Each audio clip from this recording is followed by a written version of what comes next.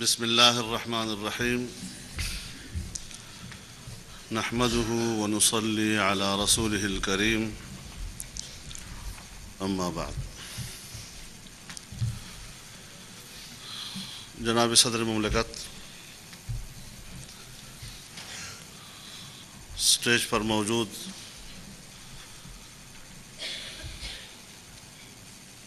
اور اس اجتماع میں شریک تمام زعماء قوم،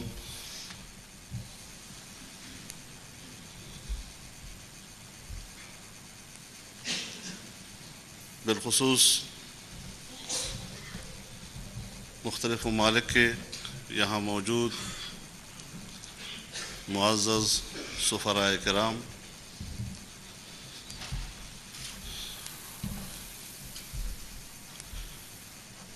آج کا دن صرف پاکستان ہی میں نہیں، پوری دنیا میں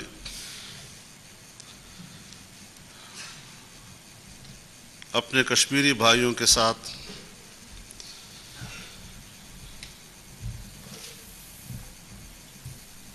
پاکستانی من حیث القوم یکجہتی کا دن منا رہے ہیں۔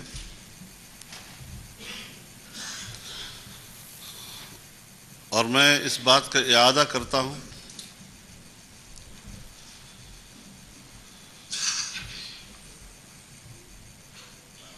کہ آج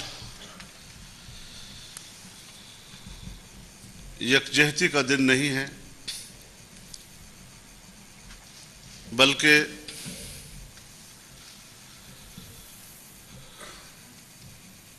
کشمیر اور پاکستان جن کی تاریخ ایک ہے، روز اول سے لے کر آج، اور جب تک آزادی کی منزل نہیں پہنچتی ہر قدم ہر لمحہ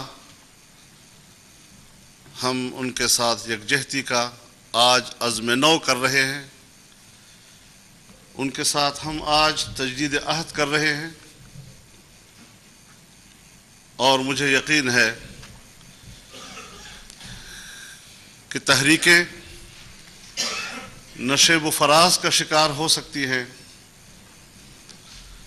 مد و جزر کا شکار ہو سکتی ہیں،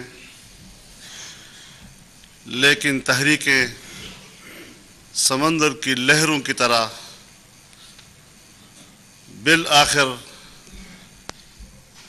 ساحل پر پہنچ کے دم لیتی ہیں،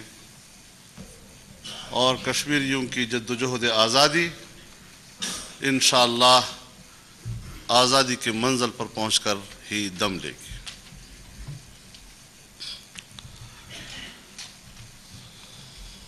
ہمارے جمہوری ماحول میں یہ اچھی روایات ہوتی ہیں، جب ہم قومی معاملات میں یکجہتی کا مظاہرہ کرتے ہیں، ہمارے اختلاف رائے بھی ہوتے ہیں، لیکن جس طرح چین کے ساتھ دوستی ہمارا ایک قومی موقف ہے، اور جب چین کے وزیر اعظم تشریف لائے تھے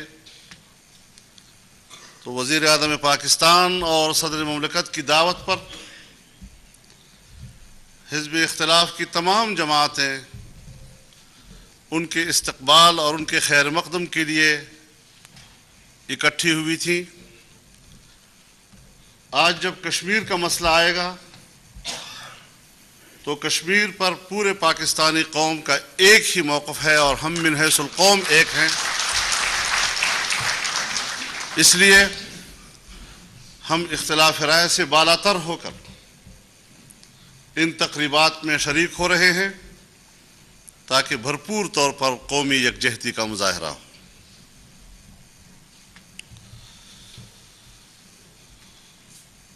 اس میں کوئی شک نہیں ہے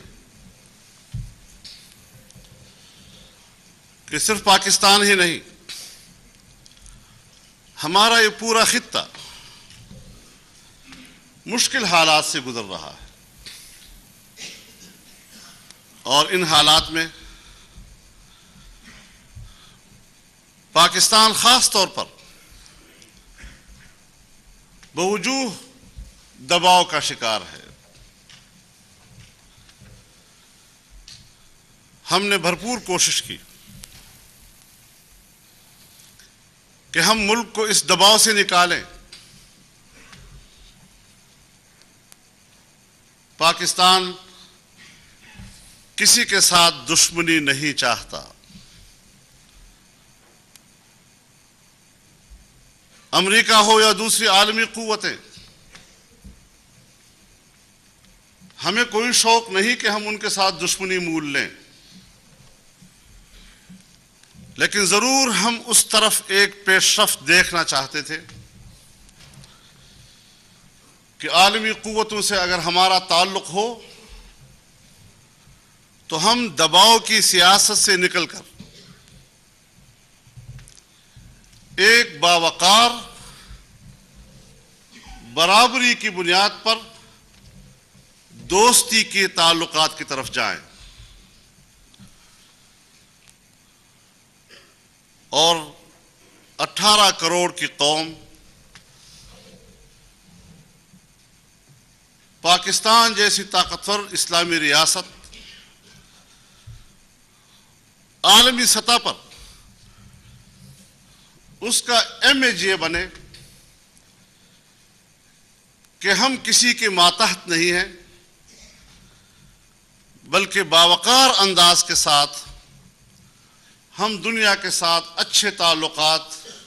کے خواہش مند ہیں۔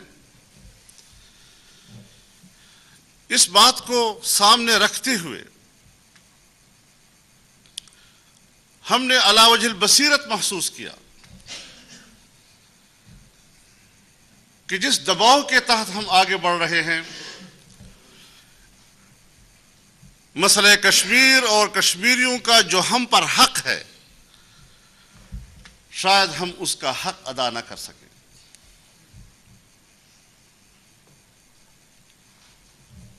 اور اس میں کوئی شک نہیں ہے کہ دنیا میں کشمیریوں کا اسباب کی دنیا میں وکیل ہو یا اس کا پشتیبان صرف پاکستان ہے۔ اگر پاکستان مسئلہ کشمیر کی طرف بھرپور توجہ نہ دے سکے، جس طرح ہماری خارجہ پالیسی کے لیے مسئلہ کشمیر ایک محور کی حیثیت رکھتا تھا، ان حالات نے مسئلہ کشمیر کو پس منظر کی طرف دھکیلا۔ ضروری تھا اس معاملے کے لیے کہ ہم صورتحال کو صرف کشمیر کے حوالے سے ہی نہ دیکھیں، ہم پوری وسعت نظر کے ساتھ عالمی سیاست پہ بھی نظر رکھیں، خطے پہ عالمی قوتوں کے پڑنے والے اثرات، اور پھر اس صورتحال کا کشمیر کے مسئلے پر پڑنے والے منفی اثرات،